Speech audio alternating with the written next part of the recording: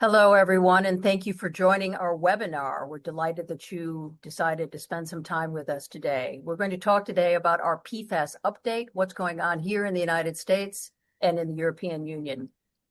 I'm Lynn Bergeson, Managing Partner of Bergeson and Campbell and President of the ACTA Group, and I'm going to serve as your moderator. So before introducing our very distinguished panelist, I would like to give a couple of administrative points. The slide deck was sent to everyone who registered for the program. So it's also in our resources section on the portal of this Zoom dashboard, but make sure that you know that we have sent you a copy of the deck. Your microphones are muted, but if you have questions, in addition to the many questions we've received in advance of the webinar, please add it to the Q&A portal of the dashboard. Speaker biographies and a very helpful PFAS resource document will be sent to you. It's also in the resources portion of the dashboard, but hasn't been sent to you ahead of time, but will be after the conclusion of the webinar.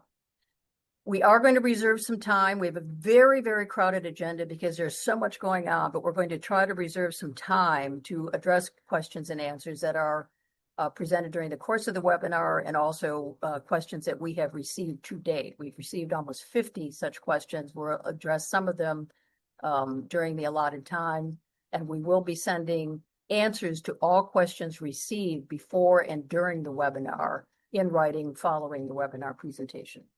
So with that, allow me to introduce our superstar panelist. Meglena Mahova is Managing Partner of EPA, a Brussels-based consultancy focusing on chemicals, international relations, and trade. Meglena joins us today from Helsinki, where she is chairing a meeting. Meglena is without question widely regarded as the go-to expert on all things chemical, REACH, PFAS, international trade, and related issues in Europe. She's deeply involved in PFAS issues and a really well-renowned and expert in all things chemical. Dr. Rich Engler is also joining us today. Rich needs no introduction. He is the TSCA whisperer and has been spending an awful lot of time on PFAS issues the last year and a half or so, and will continue to do so for reasons that we'll talk about during our webinar. Rich is our Director of Chemistry here at Bergeson and Campbell and the ACTA Group, and as many of you know, is expert in all things TSCA. We intend to cover federal, state, and EU initiatives in a very short period of time, so some of the slides will be presented very generally, but we prepare these slides so that you have them as a resource following the program. Now it is my pleasure to turn the discussion over to Dr. Richard Engler, who will kick us off. Rich, take it away. Thank you, Lynn. So as Lynn mentioned, I'm going to start with PFAS in the United States, what's happening at EPA, including TSCA, and then a quick view of what's happening in the States, because there's certainly a lot going on. And then I'll turn it over to Meglena to tell us about what's happening in the European Union. So let's start with definitions, because we need to chemistry first. Our motto is always chemistry first. And the first thing we need to talk about is, what is a PFAS? So generally, PFAS means perfluoroalkyl or polyfluoroalkyl substances. But beyond that, the definition differs between regions, countries, and states. Even within the US EPA, there's not a consistent definition. And this is a frustration for lots of people, and I get that. But you'll see there's different approaches to different PFAS. So let's start with the OPPT definition, the working definition for TSCA. This is the definition for the 8A7 PFAS reporting rule. It's also the definition for the new chemicals rule. And there are three structural definitions. The first one is you have a CF2 group next to a CF group, where both the CF2 and CF are saturated carbons. So this does not even require that these be fully fluorinated. The R groups in this diagram could be H's, so that's not fully fluorinated. That is definition number one, and PTFE meets that definition. The next definition is two CF2 groups on either side of an oxygen, so this CF2 ether connection, where the R groups can be a fluorine oxygen or other saturated carbons.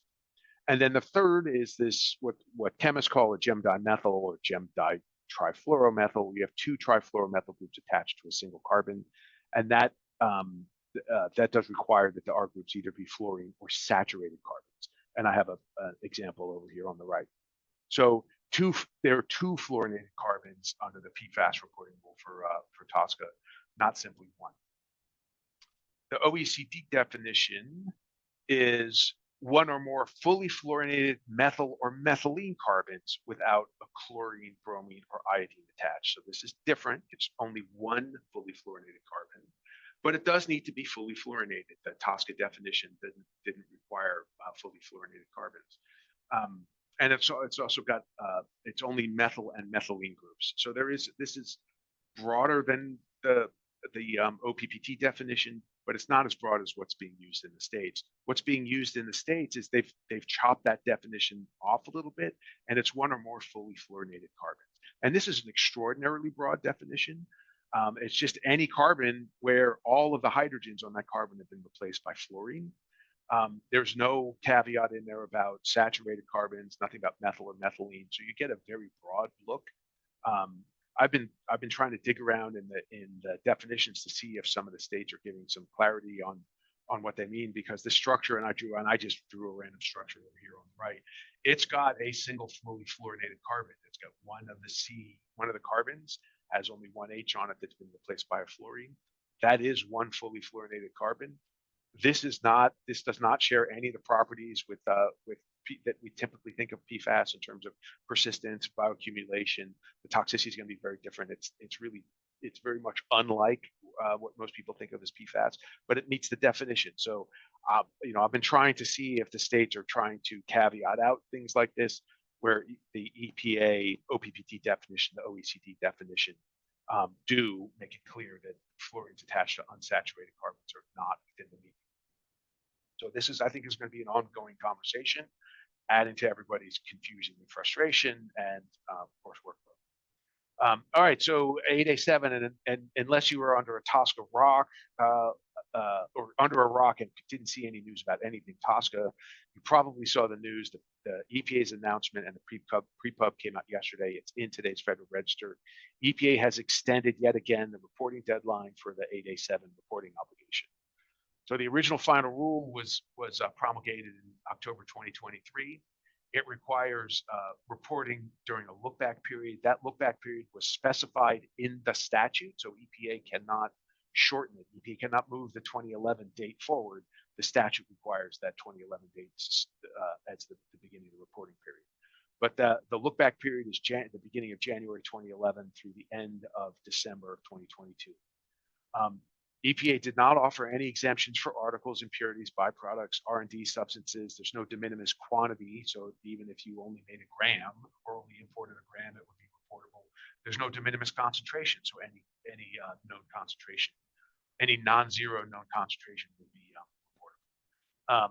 The one exemption that EPA provided in the rulemaking was import of municipal solid waste for disposal. That was the only exemption that EPA provided.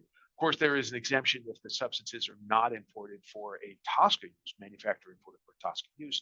That would be excluded from TSCA authority, so that would be exempt from the 8A7 reporting obligation. But within the TSCA authority, EPA offered no exemptions. The current reporting window is April 13th, 2026, so starting almost a year from now, 11 months from now, to October 13th of 2026. And then small manufacturers that report exclusively article imports will have until April of 2027 to report. So that is the current state of affairs for the 8A7 reporting. There is the possibility that that EPA will revisit and add some potential exemptions back. EPA hinted at that in the Federal Register notice that came out today. But that will be additional rulemaking actions taken by EPA. So we'll see another proposed rule, and there'll be an opportunity for comment on that proposal. So look for more notice and comment on the 8A7 reporting obligations sometime between now and April of 2026. So EPA is using their authorities across the agency. They are looking for restrictions, and we'll talk about what actions EPA has taken under TSCA. Excuse me. Remediation, so the drinking water, or the actions EPA has taken under the Safe Drinking Water Act, and continued research. Although stay tuned about to see what happens with the PFAS research that had been ongoing in the Office of Research and Development with EPA's announcement for reorganization of ORD. What has EPA done? So there was the drinking water standard that EPA issued for several PFAS. EPA designated PFOA and PFOA and PFOS as hazardous substances for purposes of CERCLA. There's an ambient water quality criteria and benchmarks for 10 of the PFAS. Internal guidance on, or interim guidance on PFAS destruction and disposal. So EPA continues to update the public on, it's not regulatory, but EPA's view on what are appropriate disposal methods to ensure complete destruction of PFAS. EPA's proposed RCRA rules, and then there's the TRI rules in terms of automatically adding PFAS when EPA takes TSCA action. So the TRI PFAS list is going to continue to grow as EPA continues to do work under TSCA. Of course, the EPA's issued a number of years ago now, issued significant new use rules for long-chain perfluorosulfonates, the PFOS and its homologs, and perfluoroalkyl carboxylates, PFOA and its homologs. Those have been in place for quite a number of years now. EPA finalized the TSCA SNR for inactive PFAS. The 8A7 rule we already talked about. Maybe there'll be some tweaks in that, but that rule is currently final, and all that's happened is moving the reporting period. And then EPA has been prioritizing enforcement and compliance initiatives for PFAS. There's nationwide monitoring for 29 PFAS in drinking water. They're working on PFAS analytical tools and PFAS analytical methods. They've removed PFAS as approved inerts for FIFRA. And they approved EPA, the OPPT did accept or grant a Section 21 petition seeking to prohibit PFAS formed during plastic fluoridation processes. So this will be a Section 6 action to review unreasonable risk PFAS formed during plastic fluoridation for unreasonable risk, and then if they find unreasonable risk, what risk management will proceed from that. So there will be forthcoming Section 6 action for that particular condition of use.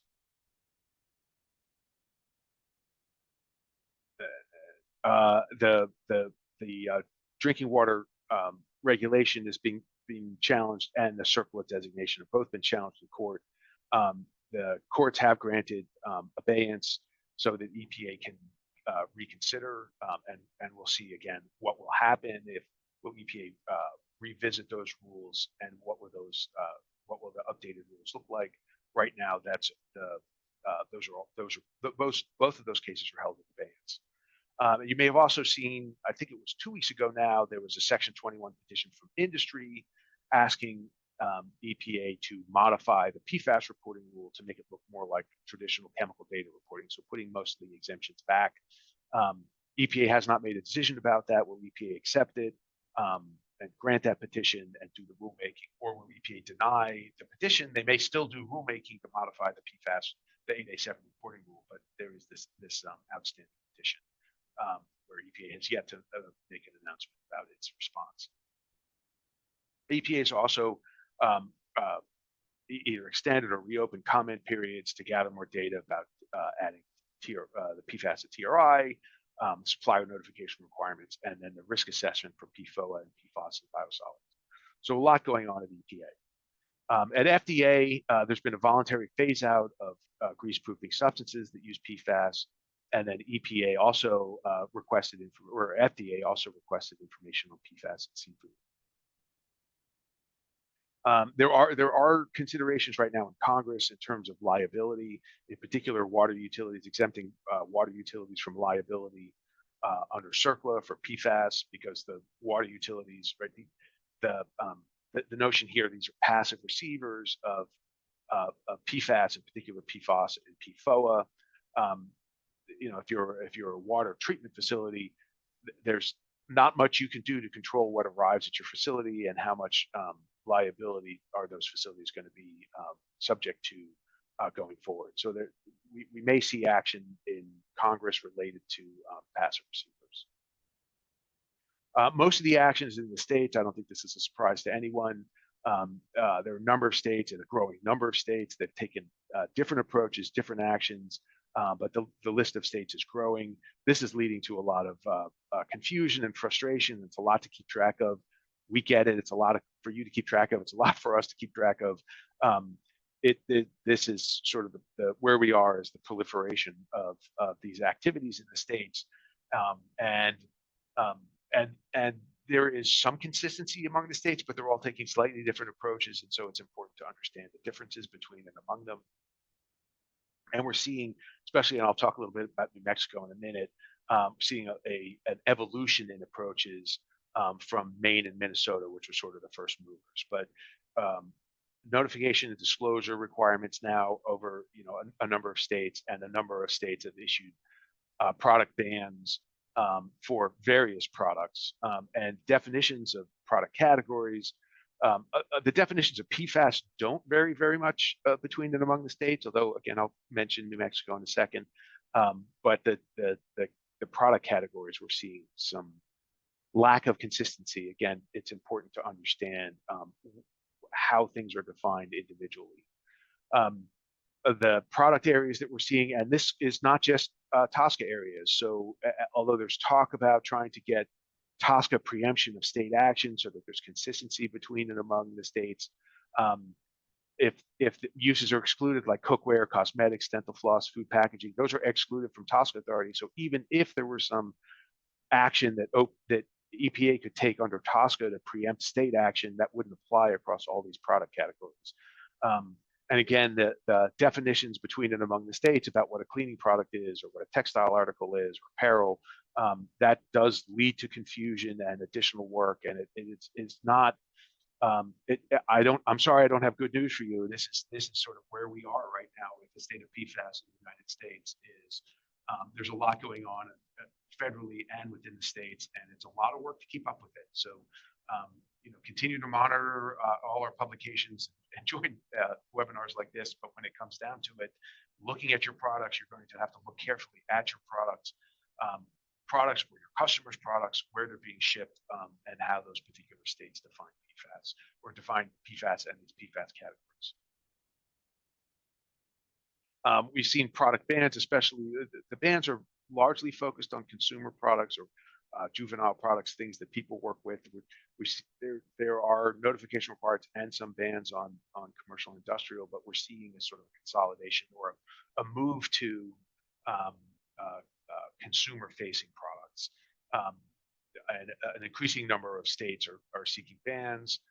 Some are allowing for currently unavoidable uses, where you have to provide, and I'll talk a little bit about what the states are looking for in terms of justification for currently unavoidable uses, similar to the derogations that we've seen or been discussed in the EU, but Glenn will tell you all about that. So not only is there stuff that's already happened, but we continue to see growing legislation for PFAS, bans on consumer products containing intentionally added PFAS, reporting requirements. There is the CUU, unavoidable use determinations, and New Mexico, which is the most recent action, which again, in a couple slides, I'll talk a little bit more specificity about. But packaging, monitoring and disclosure, registry of entries of entities that discharge, and then bans on PFAS discharge and sewage sludge guidelines for how to avoid contaminating farmland with PFAS contaminated sewage sludge. So New Mexico is the most recent. They've got this phased approach to their bans, prohibiting intentionally added PFAS in one set of products: cookware, food packaging, dental floss, juvenile products, firefighting foam. That's the first tranche. Again, not PFAS. I mean, the juvenile products may be PFAS, and the firefighting foam would be, TSCA. Juvenile products would be under TSCA, and firefighting foam would be under TSCA, but cookware, food packaging, and dental floss are not. So again, that can't be preempted using TSCA authority. And then in 28, that the list broadens to carpets or rugs, cleaning products, cosmetics, fabric treatments, feminine hygiene products, textile, ski wax, upholstered furniture, and then all uses or most uses, unless there's a specific exemption, that prohibition would go into place in 2032. But here's the big asterisk. I'm sorry, before I go on, There's also reporting requirements, but New Mexico is recognizing that that information may already been provided in Minnesota or Maine and another state, and so there may be waivers or information sharing agreements so that these reporting requirements don't proliferate over the states. Don't know if they'll stand up sort of a database where people can submit, and that would cover any of the states that would have this sort of reporting requirement. So I'm not sure how this is going to work out, but New Mexico at least acknowledges that a lot of this information may be submitted already for another state. The PFAS Protection Act exempts, so learning from, I think, Maine and Minnesota, the New Mexico has included some specific exemptions up front, so veterinary products, motor vehicles, watercraft, semiconductors, medical devices or drugs that are regulated by FDA. And here's a key thing, this is something that really surprised me, a product that contains fluoropolymers, so where the polymeric backbone is a fluoropolymer. So this is the first time that we've seen a state exempt fluoropolymers from the reporting and record-keeping exemptions, and I think that's a sign that at least New Mexico is recognizing the fluoropolymers are a different class of PFAS. They have different properties and different concerns, and they're not extending the ban and the reporting requirement to PFAS. So that I think is a good sign that we're starting to see, and also the inclusion of these exemptions at the beginning. We're starting to see states learn from the earlier states that there's some critical uses that they're going to exempt from the reporting and record and restriction requirements when they pass the legislation. Another big question that we get is, when is the information going to start to come out? So Canada's had the first deadline for reporting, although many entities have gotten extensions, so it's not clear when Canada will complete the data gathering and then start to release the data. The 8A7 reporting was going to look like we might get a reporting deadline earlier, but now that it's been extended, I think 8A7 will probably not be the first data that we'll see coming out. So it's going to, and even if the deadline hadn't been extended, it's going to take EPA a while to review all that data and get it into a form that they could release. I mean, typically the chemical data reporting takes EPA about a year from when it's reported to when EPA publishes that data. Minnesota has got the January 1st, 2026 reporting deadline. Again, not, but we've got the rulemaking, the proposed rules. The deadline for that is for comment on that's May 21st. So how those that regulation will dovetail with releasing the data, it's not clear. But again, there's an exemption for the prohibition, but there's not an exemption for the reporting for medical devices and other industrial products. So Minnesota might be the first, Maine or Minnesota may be the first that they're really publishing in toto the PFAS reports that they received. Let me move on because I'm running out of time. Maine CUU application requirements. So this is an important deadline for the prohibitions that are taking effect in January 1st of next year. The CUUs are due June 1st. So you've only got a couple of weeks to respond here. And you need to tell Maine why the product is essential for health, safety, or the function of society, how it's essential for the function, how the PFAS is essential for the function of the product, what are the alternatives, reasonably available alternatives, why they are not reasonably available for Maine, and then the known information that's known and reasonably ascertainable. So there's not a light lift here to get that CUU in, and there's not a lot of time to get it in. So you certainly, if you or your customers are selling product in Maine, this is definitely something you need to pay attention to and working on. Especially now that we've got the relief on the PFAS reporting deadline, you can turn your attention to Maine and Minnesota. Stay tuned because there's news every week on PFAS.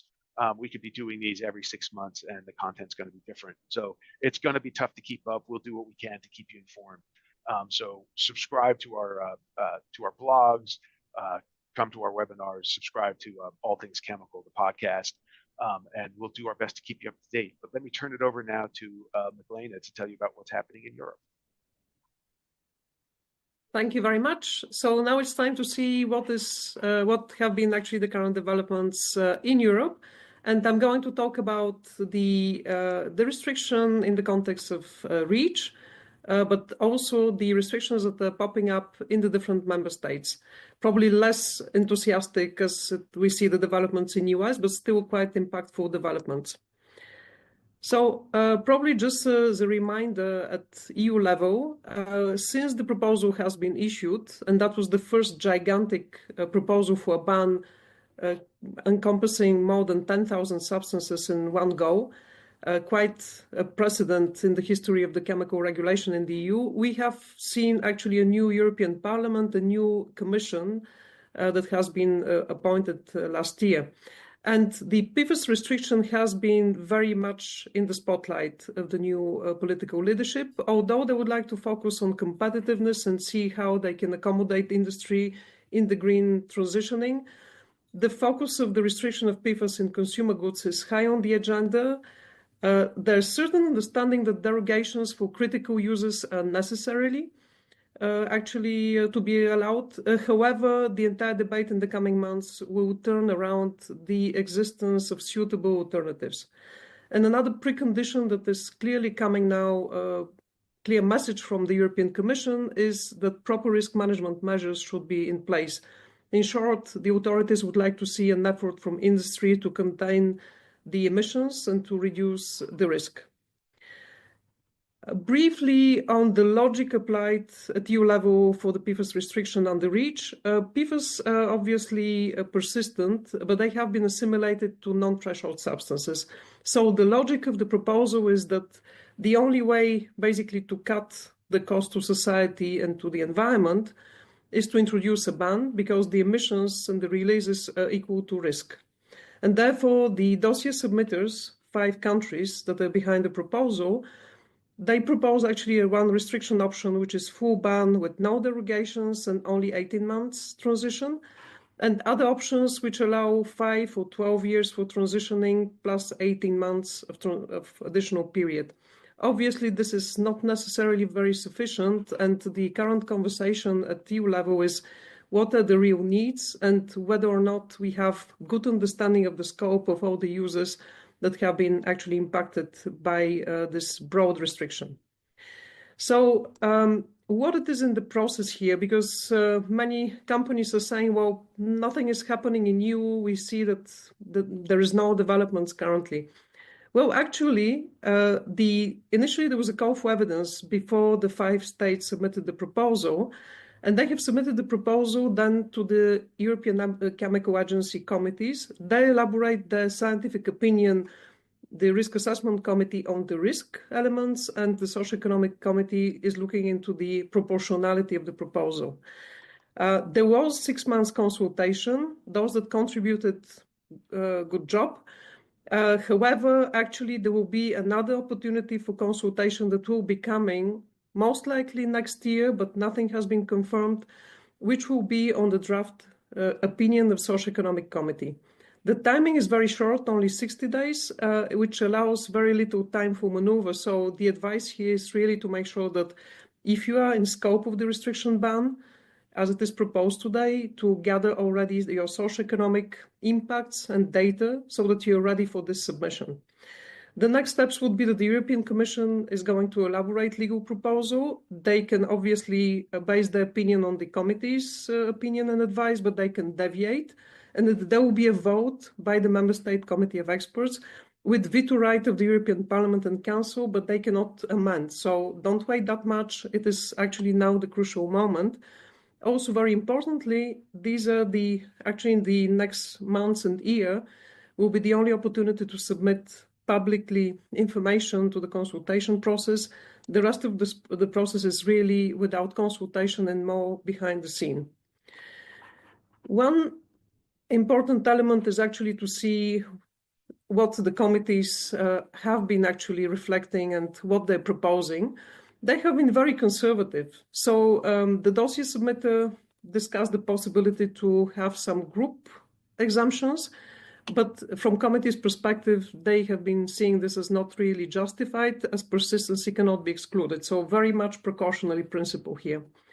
On the fluoropolymers, and it's very interesting to see the developments in US, because in Europe there is a better understanding now that they're persistent, but generally not mobile nor bioaccumulative. However, the main concern related to high molecular weight fluoropolymers is not so much related to the use phase, but very much is related to the emissions of non-polymeric PFAS during the manufacturing of those, and also the end of life. And so these are aspects that are quite complicated to control, especially when companies are purchasing fluoropolymers and they're using them and incorporating into articles. But the full life cycle assessment of the fluoropolymers will be absolutely needed to justify derogations. On the F-gases, same story. Although we have F-gas regulation, the concern of the authorities has been, and the committees in particular, that actually they degrade to products which are very persistent, mobile, and also on the top of that have high global warming potential. So at this stage, although there is a recognition that fluoropolymers are not necessarily the same as the other PFAS, it's very low probability to have exemption of the entire group. What we have seen, however, moving too fast, is a new approach to the risk assessment, which has been proposed by the rapporteur in the Risk Assessment Committee, which is a refined way of looking into the emission factors related to fluoropolymers, whereby they're not taking into account the entire tonnage of the fluoropolymers, but just the leachable fraction. So this is quite important. Pay attention to it, try to apply it to your cases, because although relatively conservative, it does give a different perspective and reducing the risk when it comes to the assessment of the risk of fluoropolymers to environment. Another approach, you have seen probably this announcement by ECHA, is that in addition to straightforward ban, they will be looking into other possibilities or other options. I call that conditional liberty. You're getting out of jail, but you have to actually submit data. You have to submit monitoring, reporting, labeling. And this is not really new. We have seen that in the microplastic restriction, where certain derogations or exemptions in that case were granted, with the obligation to submit annually emission and monitoring reporting data. For the moment, this is under conversation, discussion, so it depends very much on what would be the information submitted by industry, and especially whether the information that the authorities will see will justify or will demonstrate disproportionate socioeconomic impact. For the moment, at ECHA level, they see data going into this direction on batteries, fuel cells, and electrolyzers, but definitely there are many more that certainly deserve additional attention. And as costly and problematic and burdensome this monitoring and reporting and labeling requirements can be, they're certainly better than a straightforward ban. So again, this is hint for the SAR consultation, be prepared. Now, I gave the overview of the process of restriction. Here is with more granular dates collated to it. As you know, the starting point being the submission of the proposal. And today we are actually in a phase where the committees have advanced a lot on the use-specific analysis, although they actually have only one or two conversations. There is a lot of work ongoing in the background, reading through the proposal, but also reading through the submissions presented during the consultations. And most importantly, in the June meeting this year of the committees, we will have quite critical applications that are going to be discussed for the first time. For example, electronics, semiconductors, medical devices, lubricants. So the intention for the moment is to continue in that direction. However, to a certain point, they have to pause and conclude, particularly the Risk Assessment Committee will issue the opinion, which is not subject to comments. But critical review of that can be obviously submitted into and integrated into the SAR consultation.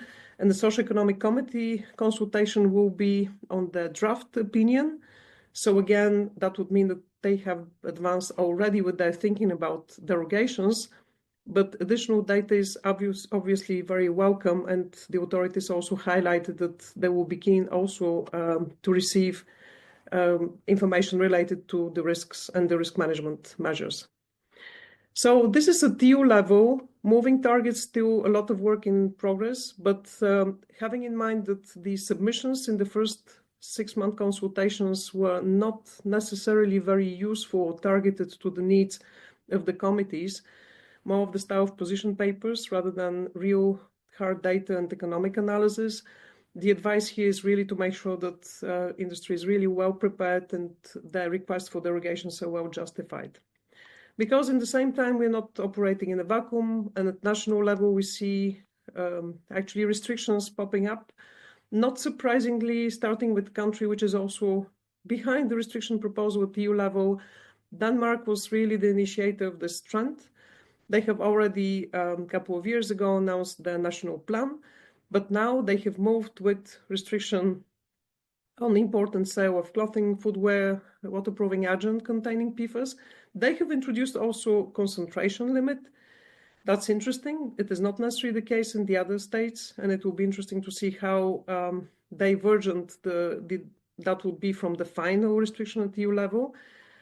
They have followed also the process, meaning that they have notified the initiative at EU level, and both the Commission and Member States have 3 months to comment.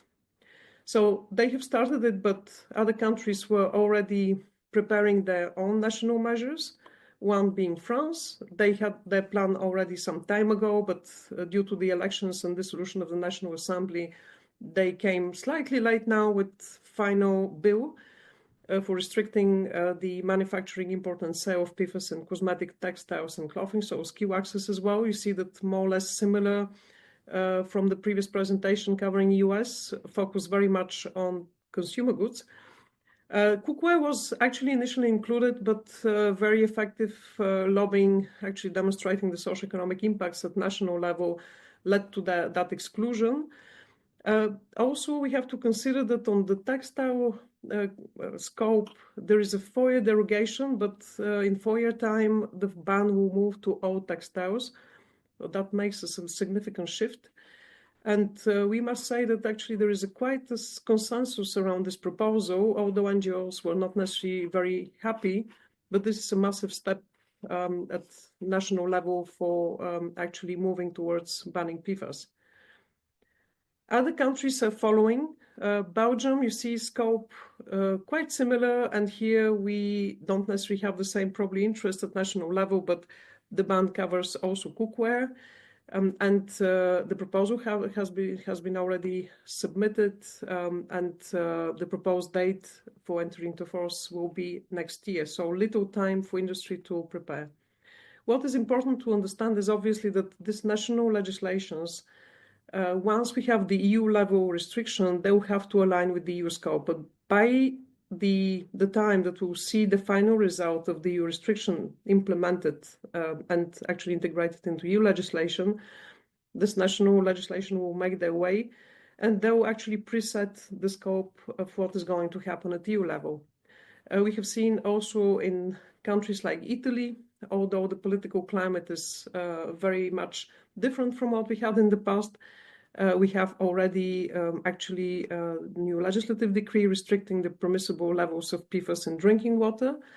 And we have also a motion that is announcing more regulations to come on PFAS at national level. So these are developments that are actually happening at regulatory level, and it's important to follow them. Otherwise, the political messages can be quite misleading if we only listen to that level of considerations. The Netherlands, they have not yet introduced national law. However, the pressure is growing, and the members of the Dutch parliament are pushing for new initiatives in that direction. Obviously, they're very vulnerable when it comes to surface waters.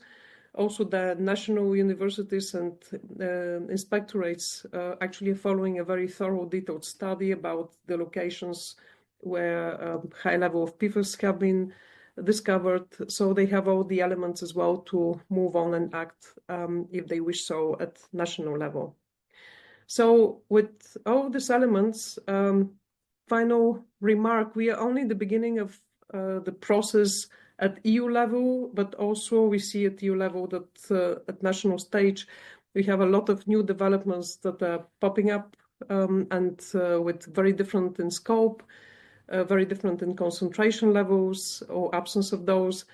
So it is extremely important to follow them closely, but also be proactive and convey to the authority the information that you have, especially when it comes to knowing the composition of your products, and also making sure that you master your emission reductions and definitely have a very decent and objective view on the time that you need to transition to suitable alternatives. The challenges are very different from one sector to another and one application to other.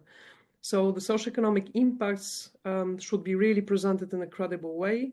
It's not about the job and actually turnover of today and sales. Is really the doubt of what is going to happen in a realistic view of industry if the ban as it is proposed today would actually come into play. So it's a lot of work, a lot of homework, but the authorities actually open and there are possibilities in the consultation process to be very active. So good luck, and we're here to answer your questions. So I'm going to just select from the questions that we received ahead of time and from those that received during the webinar. And remember, if we don't answer your question here, we always prepare a written answer to the questions that we receive. So we're not going to be able to get through some 55 or 60 questions now, but be patient. We will answer it, and we intend to get the answers and the recording of this webinar and all of the materials that we prepared in connection with this webinar out later today or tomorrow. So the first question, Magdalena, we're going to toss to you. The question is, the conversation in Europe seems to have shifted from the proposed EU PFAS restrictions, and countries that raise questions have seemingly conceded that industrial and consumer PFAS applications should be considered differently. A, do you agree with that? And B, can you expand upon the premise of the question? I would agree that there is a better understanding of the need, and at the political level, there is certainly alarming messages that the authorities have received on the impacts.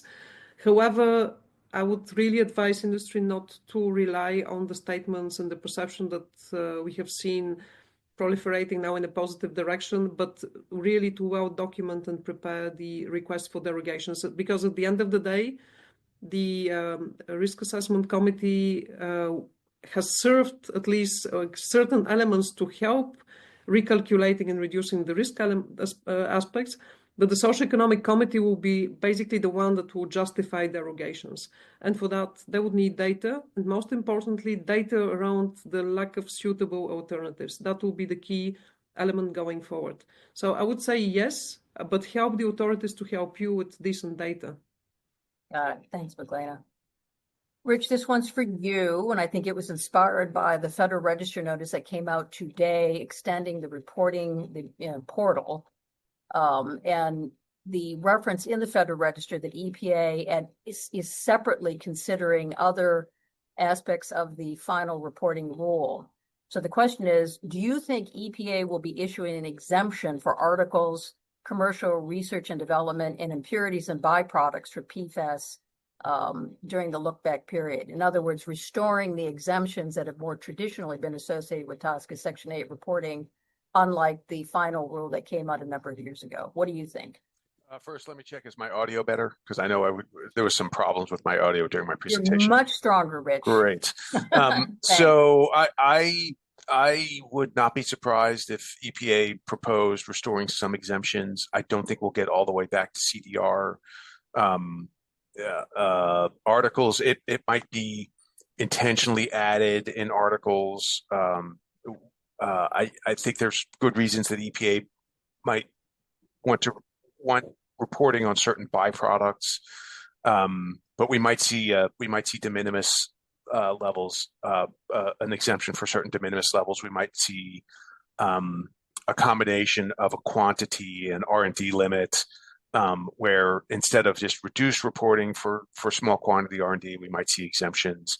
I think there are a lot of ways that EPA could restore some exemptions that relieve a lot of the burden, especially in the areas where EPA is not likely to get meaningful information from reporters. We've certainly been working with a lot of clients where the responses that the information they've been developing is not known or reasonably ascertainable, and that's not really going to be helpful for EPA to require that sort of reporting. So I would not be surprised for some to come back in, but I would be surprised if it went all the way back to CDR, the full set of CDR exemptions. I think there's a middle ground there that EPA can justify, and it would relieve a lot of the burden, but still give EPA some meaningful information. Right. Okay, great. Thank you. Magdalena, this one's for you. You did a great job of identifying a number of EU countries that are pursuing PFAS restrictions on their own. Maybe this is an assumption on my part, or perhaps you already indicated this. Is that, number one, in a reflection of some frustration with the pace of the EU rulemaking writ large? And B, are there other EU countries that are considering PFAS requirements of one form or another that you didn't mention? Definitely, there is a frustration about the speed because, as you have seen, Denmark is one of the dossier submitters of the Right. universal PFAS restriction. Now, this is also the way the national authorities exercising the political pressure at the EU level, and in a way, they're preempting the scope of the EU restriction at REACH level as well. We have seen that with microplastics, the targeting scope, which is more modest, but the announcing it's more of a political declaration of what for them would be the minimum scope that they would like to see. Now, probably they can also copy from the US states, as we have seen that a lot of bans are actually proliferating there as well. So to what extent more countries will follow? Certainly, yes, and that's why in the presentation I integrated not only those that have already introduced or freshly introduced restrictions, but those that are contemplating, like the Netherlands, Italy, with announcing national programs. Probably more will follow, but others will be waiting surely also for EU level restriction, because the enforcement and the administration actually burden for countries to deal with national level restrictions is also something that we should not underestimate. So not all of them will venture themselves into national level restriction, but those that are there will be there to stay and most likely be the core of the minimum that we'll see at EU level. Great. Thank you, Magdalena. Rich, I need you to put your chemist hat on. Can you dive into PFAS as it relates to polymers that do not break down the same way as short chain raw materials? Well, and this is, I think, related to what New Mexico proposed for fluoropolymers. So the fluoropolymers, where you've got a polymer backbone that's been partially or fully fluorinated, like a PTFE or PVDF, polyvinyl difluoride, those have a very different fate profile than a polymer, or say a non-fluorinated polymer backbone that's got pendant, short, medium, long chain PFAS groups. So there's a very different fate pathway there, and you get different potential degradation products. The latter, where you have a non-fluorinated backbone with pendant PFAS groups, those can degrade to in particular, the perfluoroalkyl carboxylates that much of the focus of the concern has been on. So especially if you have a C8 pendant group and that degrades to, say, a PFOA, a PFOA, that would be something that might be particularly concerning, as opposed to PTFE, where it's entirely fluorinated and it doesn't have that degradation pathway. So as the rubber meets the road in terms of the restrictions and the reporting requirements, and the regulators are starting to understand better the extraordinary breadth of PFAS and how there's a big difference between very short chain and fluoropolymers and the perfluorocarboxylates, where the concern is greatest. So we're starting to see some evolution in the approach in how the states and we've already seen some differentiation within OPPT. Right, thank you. This is another question for you, Rich, and you alluded to it in your remarks, and that relates to the possibility that EPA will somehow preempt state PFAS initiatives. That rumor has been kind of running around now for a couple of weeks. I'm not seeing it, but maybe you could lay out a pathway where that is or is not likely to happen. So right, you're the lawyer, but my read of I'm not seeing it. My read of Section 6 is, for preemption to attach, EPA has to go through its prioritization, risk evaluation, risk management pathway. So the Section 6, or EPA would have to propose for prioritization, a PFAS or a class of PFAS, and then take that through the Section 6 steps. So So prioritization, where EPA says it may present unreasonable risk, I think most of us would agree that many PFAS may present an unreasonable risk. So I think EPA could justify high priority substance designations, but EPA is still required to do that process. And then Section 6A, EPA has to do, or 6B, they have to do a risk evaluation to determine whether a substance presents an unreasonable risk under the conditions of use. And then if so, what risk management measures would be necessary to protect against that risk. And then, of course, there's 6G exemptions where EPA could exempt certain PFAS from the restriction requirements. So all of that would have to happen. The preemption would attach during risk evaluation, at least during the statutory risk evaluation period. But EPA would have to go through those steps for preemption to attach, and that still doesn't preempt state from taking action for non-toxic uses. So if there's going to be preemption, it's not going to be soon, and it's not going to be as sweeping as I think a lot of people want. All right, thank you. This is a question for both of you. For EU, Magdalena, which F-gases, and Rich, in the United States, which HFCs or other fluorinated substances under the Clean Air Act SNAP program are considered to be PFAS by molecular identity and or structure? Meaning those that are in the scope of the restriction? Yes, Yeah. yes. Well, the F-gases are in the scope of the restriction, and actually this is what is taking the industry by surprise, because they're also actually regulated under the F-gas regulation. Now, the issue in Europe is that every single piece of legislation has its own flavor. So the one on F-gases was really designed to tackle the global warming effect. And the authorities would argue that they're not really looking into the environmental impacts. And as I mentioned, basically the key concern with F-gases is not so much them as such, but the degrading products that themselves are very persistent. And so the PFAS restriction is capturing all the life cycle, so all the emissions and degradations of materials from production to end of life, and this is what captures the F-gases. But everything is in, unless yeah. Rich? Yeah, so not all, but the vast majority of the F-gases are state PFAS. They meet the state definition of PFAS. Some of them meet the OECD definition, and some of them meet the OPPT definition, but some do not. The HFOs in particular do not meet the OPPT definition, but they do have one fully fluorinated methyl group, so they would meet both the OECD and the state definitions. There is some discussion in the States about will the F-gases, will they be a currently unavoidable use, or will they be one of those uses that they exempt, that they're going to leave the regulation of those to EPA under the global warming and ozone depletion regulations.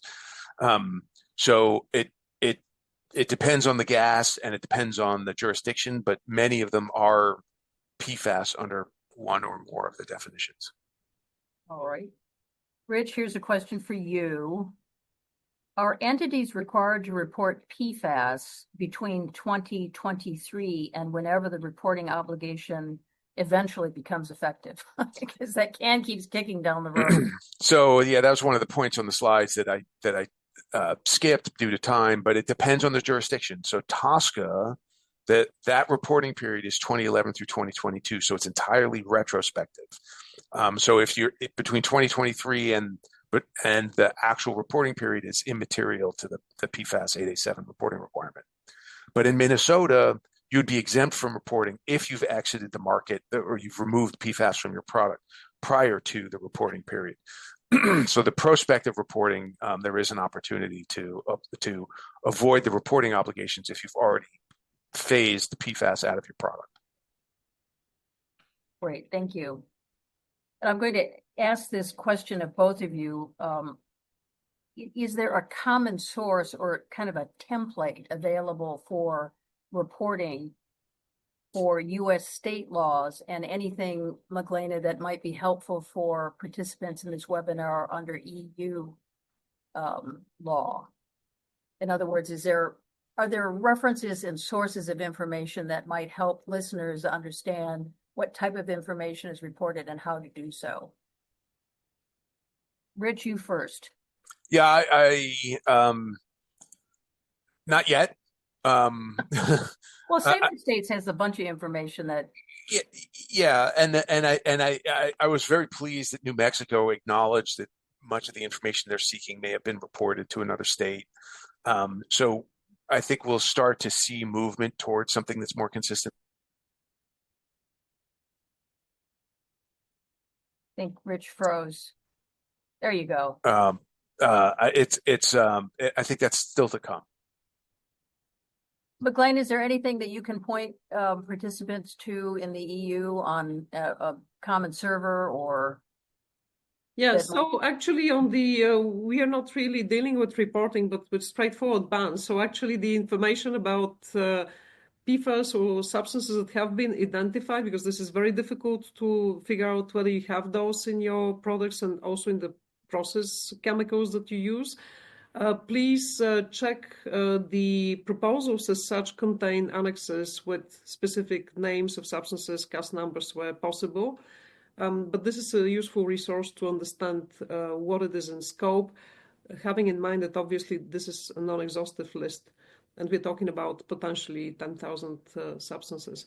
Otherwise, to prepare for SEC consultation, ECHA is a very useful resource for basically understanding what it is that they're looking at the next phase, and it's very much on the availability of alternatives, but also the economic impact in case of a ban. There's some guidance documents that are helpful to prepare for the next phase, because that will be, again, repeating myself, but the last chance to submit publicly available justification for the derogations that you would need.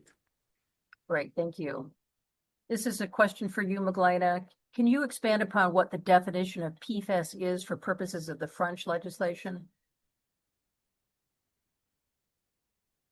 Yeah, the definition at French level is not very different. What is really different is the fact that they're going to introduce concentration levels by decree, which is not necessarily the case. For example, in Denmark, they have already introduced their concentration level. So what is in the scope of the ban at the end of the day is not yet very clear in France, because you still may have PFAS in your products or using PFAS, but you may not be necessarily concerned by the concentration level. So France is really to watch for the next steps in the decree. And I would say, where possible, to interact with the national authorities, also to suggest what would make sense to have in terms of concentrations that are actually viable and meaningful. Great, thank you. Rich, maybe you can take a shot at this one. How should companies handle situations where PFAS data are, quote, not known or reasonably ascertainable, particularly regarding confidentiality claims under the 8A7 reporting obligation? So you may not claim an NKRA response as CBI. That's explicit in the rule. Right. If you have something that's not known or reasonably ascertainable, the basis for why it's not known or reasonably ascertainable, what's in your records, that might be confidential. You might protect that under privilege if it was developed under the auspices of an attorney. But your response that something is not known or reasonably ascertainable, that response itself is not amenable to protection as TSCA CBI. Great. Well, on that happy note, Rich and Magdalena, we're going to call it a wrap. We are at 1 hour exactly. I very much wish to thank you, Magdalena and Rich, for taking time out of your super busy schedule for joining us on this webinar. Super helpful. Just remind all of our participants that we will be sending as soon as possible the recording, the slides, the resource document, the biographies, and the answers to all the questions that have been offered during the course of this webinar and before it.